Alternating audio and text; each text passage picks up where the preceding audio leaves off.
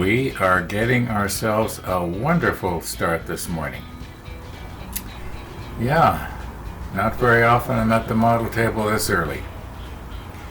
Reading my comments early this morning, and several people were suggesting we check out this book. So we're going to. And we're going to be able to figure out from that what these little frying pan things that I was talking about yesterday are. Now, I know we want to continue on here. Being very gentle here. I want to finish getting the other three of these supports that are for this canopy affair here.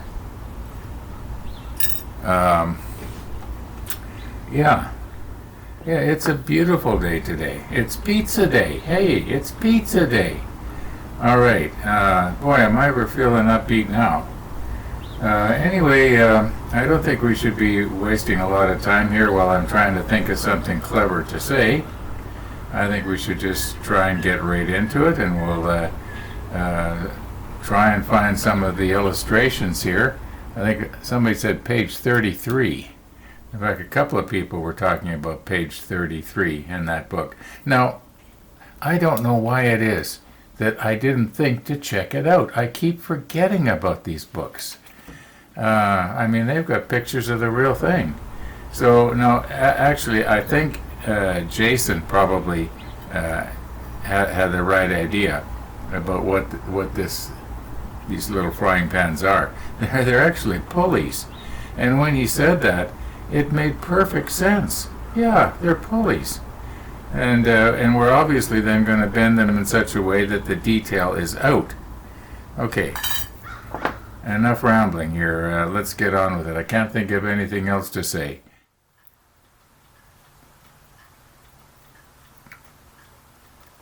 Okay, wet my whistle. Now, very carefully here, maybe I'll just put this in there again. And let's keep an eye on the monitor, because I don't want to be getting a bad reflection. And only I'm going to be able to see what's going on here. All right, page 33. I have not looked yet. We're going to see it together. It's all right, 32, 30. Oh, okay. Oh, yeah. Now, it's this picture right here, obviously. Yes. We can see them. I'm gonna reposition the camera here. It's not a clear picture, but you can actually see these things hanging down. Okay, as I said, it's not a clear picture. But if I move in a little bit here, all right. Clearly, this is one right here. You can see another one sort of edge on right here down the side. This I don't believe is one. This is something else. But this is definitely one. The one that should be right here, I don't know if what happened. Maybe the photo got it blurred out somehow. I don't know. Anyway, yeah. Now, somebody mentioned another page too, and I forgot what it is. I have to go check the comments and see what they were talking about. Either that, or you know what? I'm going to take a minute here, and I'm going to peruse through this book and see if there's any others. And then there's the drawing from Stefan Drabinsky. We'll check that out. Now, this is one of the first photos, maybe the first photo in the book. It's on page 22. And if I move in a bit here, you can actually see that these are pulleys. You can see a line going up and around and down. See, there's one, another one, another one, another one. So, yeah. What seems to be wrong here, though, is that it appears that there's There's one right on the very front, and the little piece of photo etch that we have doesn't have that, unless maybe it's just an optical illusion here in the photograph. Yeah, you can clearly see that there are two lines, a line going up and around and down. So yeah, that's what they are for. So guys could hoist themselves up and down the sides of the funnel to do any painting or repair or whatever. Yeah, makes sense. I don't know if there's any need to look any further in the book. That's what they are. They're pulleys. All right, I did look further in the book. Definitely a pulley. You can clearly see in this photo on page, where are we here, 26. Rope goes up, around, and down. Now, we should have checked Stefan Drambinski's CGI drawing here first. And if we had have, well, there would have been absolutely no doubt that those were pulleys with ropes hanging down.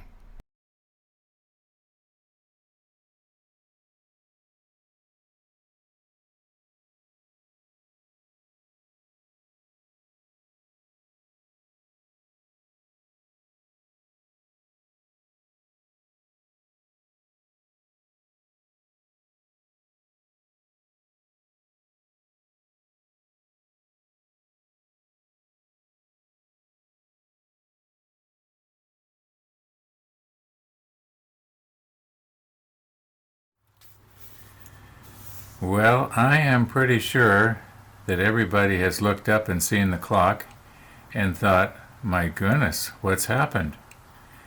Well, what's happened is I got busy doing other things, like making my salad. And the salad was just romaine, celery, and vinegar, and bran buds again for croutons.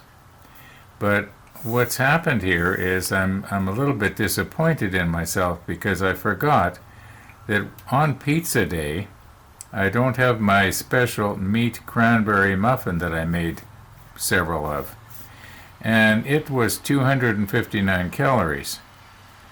So what with the pizza that I just had, which or I'm going to have, which is 229 calories, oh, give or take, I know it's not exactly, but it's pretty close. That puts me up over 1,000 calories. I have not been over 1,000 calories probably for a month. So I'm going to have to draw a line, you might say, and we'll cut today off. And that's the way I do it. And I've done pretty good. We won't go into the little details about how much I've lost, but maybe in November when I get to my goal, if I do, we'll talk about it. In the meantime, speaking of time, it's pizza time. Now, I could put myself under the 1,000 calories and not eat that. No, I don't think so.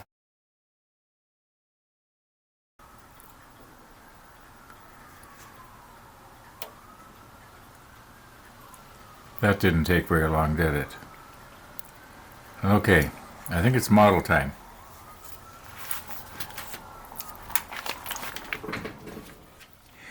Now I realize that we've, you might say, beat these pulleys to death here. Like we were convinced they're pulleys, right? Okay, now one of the viewers was mentioning that if you look at the last drawing in 56, you can sort of see, if you use your imagination, that these tabs have been folded down. And I just wanted to check that to see, and yeah, you can see that it does look like they were folded down all right. But I didn't know what they were, so I didn't know which way do you fold them, with the detailing in or out or what. Now we know what it is. We're going to have it so that the detailing is out, obviously. Okay. Now, another viewer made the comment, something like, well, I'll drop it down and you can read it. And he was saying that it's too bad Trumpeter didn't do a better job with their illustrations, because as he put it, and I've used this phrase a lot myself, a picture is worth 1,000 words. Yeah, all they had to do was to draw it clear, and they wouldn't have had to have said a word. Okay, our monitor looks good. And I gotta tell you, this is the third time now I've tried this. If I can't get it this time, I'm giving up.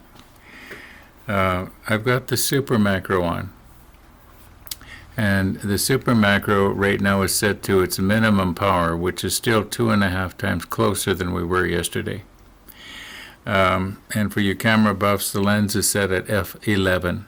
Now it'll go up to 16, or maybe you might say down to 16, depending on which way you like to look at it.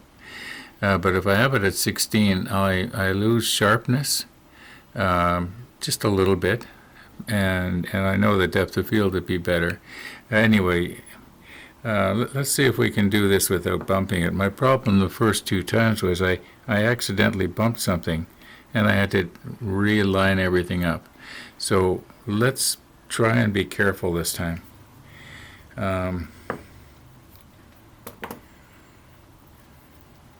If I put on my magnification hood, there's more of a chance that I won't see anything out of my peripheral vision, and I seem to be getting clumsier as I get older.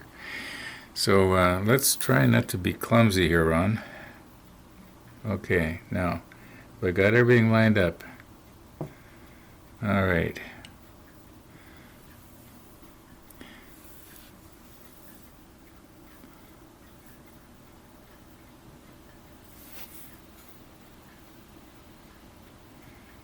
It seems to be going better this time.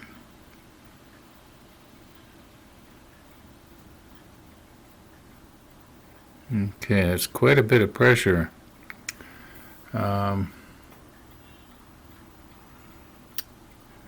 It might have actually bent everything out of focus slightly. I don't know if I should... Just let me check the monitor here.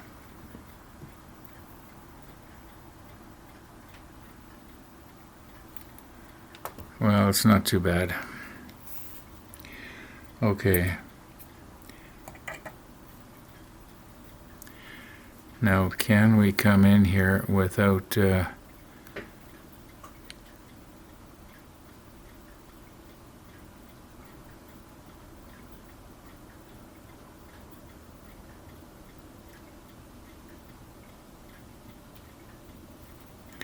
I don't know, I can't quite see it.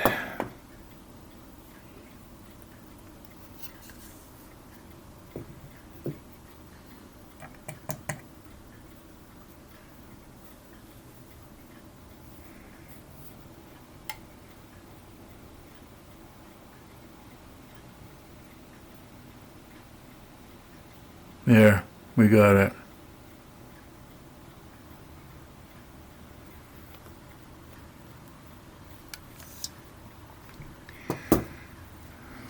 Now, just for the fun of it, I'm going to see if I can put it to 5 power, and we'll do the third one at 5 power, all being well, just for the fun of it. I like to do this kind of stuff.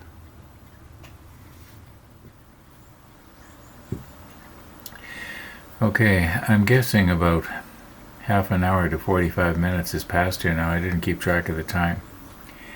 And I'm assuming that this is cured enough that we can release. Now, I was thinking yesterday after I released that first one that maybe the best way to release these is pick it up so it's just a fraction of an inch off of the base, and then release it and let it drop down, rather than put stress on the part, by wiggling it back and forth. I'm going to just try that. I think that's going to work maybe a little safer. Now, I could be wrong. I'll reposition here. Whoops, I bumped it. Oh my goodness. Okay, here we go now. I have to be careful not to bump this thing. Okay, now the idea is pick it up and then let it drop. There. I think that's a lot better. And it didn't fall over. Alright, let's get our super macro back on and adjust it for 5 power. Now I guess I got to get a new part lined up here.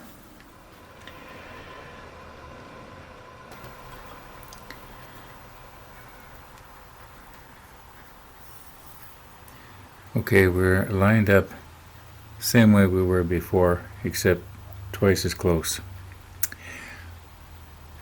I'm noticing the ISO though on the monitors is 5,000. I think I can probably increase things, the sharpness a little bit and definition if I turn on the spotlight, so just bear with me here.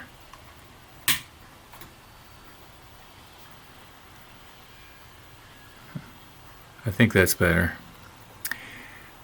I'm probably overexposed now, but that's life.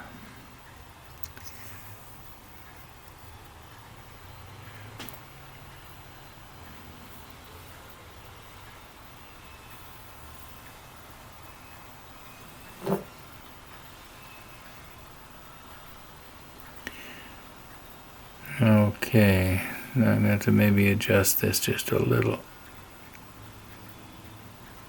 Like that. So when it comes down straight. No, maybe I adjusted it too much.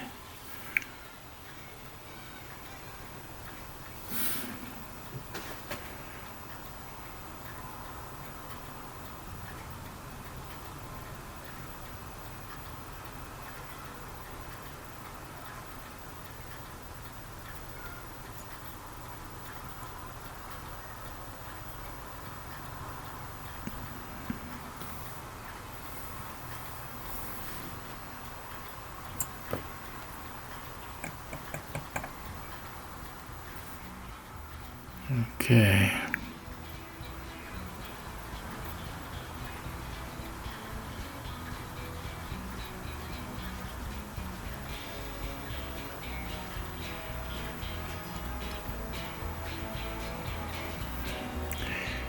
I don't know if I put enough on last time. I'm just gonna smother it just a little bit more. I know probably from the Super Macro's perspective,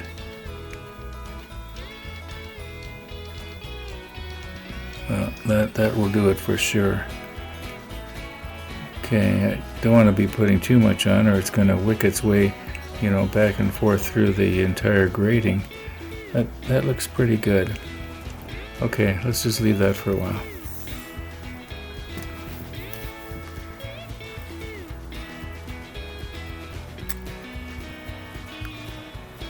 Wow, I didn't realize that it's almost out of the field of view there. Oh, I think you can see it. As I'm sitting here right now editing out this last little bit that you just saw, I'm realizing that I'm going to have to cut today's video off. We'll do another one, the fourth one I guess it'll be, with a normal lens, but we'll do it in close. In the meantime, thanks for watching everybody, and all being well, we'll see you tomorrow.